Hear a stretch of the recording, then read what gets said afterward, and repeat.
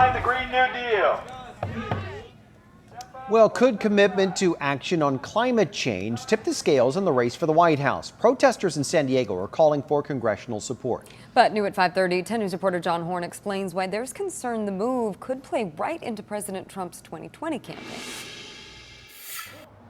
The demonstrators here say that saving the planet is much bigger than a Democrat versus Republican issue. But it could be key when voters go to the polls in 2020. Our planet, our future. Carl Aldinger leading the chants with a megaphone outside Congressman Scott Peters' office Friday.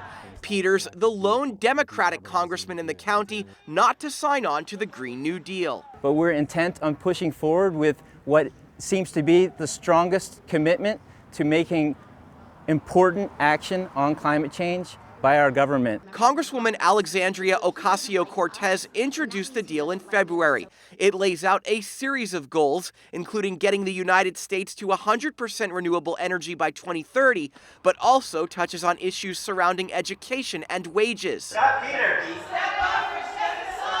Speaking before the rally, Peter said he prefers a more direct approach through specific actions that can get bipartisan approval. He pointed to a series of bills that just passed out of committee. We don't want to scare away people from solutions. This is a problem we only have 10 or 12 years to solve.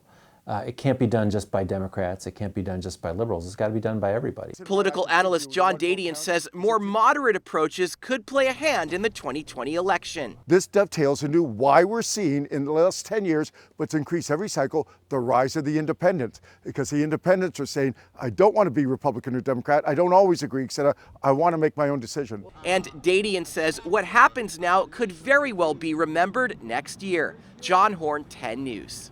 So far, Representatives Mike Levin, Juan Vargas, and Susan Davis have endorsed the Green New Deal. It leaves Peters and Republican Duncan Hunter as the two remaining San Diego representatives who have not.